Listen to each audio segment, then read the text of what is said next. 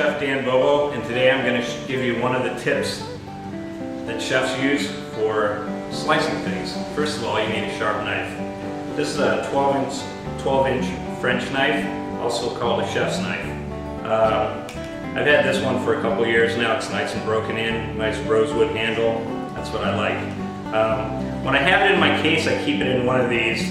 This is a knife guard.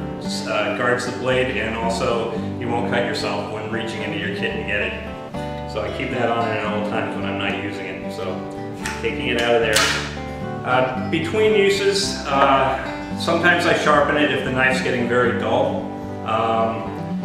That I use a sharpening stone for that. Most of the time the knife stays pretty sharp though, so before using it, the only thing I need to do is hone it. This is not a sharpening steel.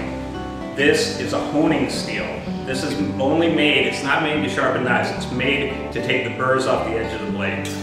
Hold it at about a 20-degree angle and run it gently down the blade. You don't have to push, just let the knife glide down the blade. For people that are just starting out, start slow, watch what you're doing, hold it like this so your fingers are guarded by the guard here. Because if you slip, that's trouble. Nice and slow, and then over the years of doing this, you speed up, and sooner or later, kind of going like this. And people are amazed because you're not even watching what you're doing. They gotta pay a little bit of attention or you really embarrass yourself, you know what I mean? Okay, my knife is feeling pretty nice and honed and sharp. So now I'm going to show you the best way to julienne a red onion. What I do first is cut the ends off. Don't discard them because you can use them in stocks. Some people don't like using red onions in stocks. Personally, I don't really think there's a problem with it. It'll make your stock a little darker, but most of the time, a dark stock is not a bad thing. Next thing I do is I peel the skin off the outside. There you have what you're going to use. Now this does two things.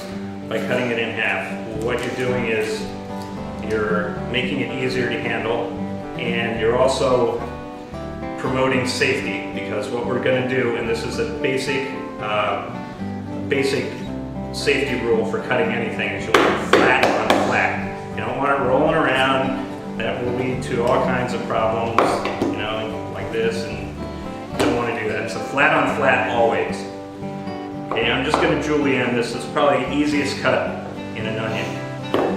Just come right along. Hold your knife against your forefingers like this. Keep your thumb behind the fingers. If your thumb strays out, you're probably going to cut it. What you want to do is rock your knife. You don't want to come straight down. Rock your knife, slide it through. There you go. Want to see that again? Here we go.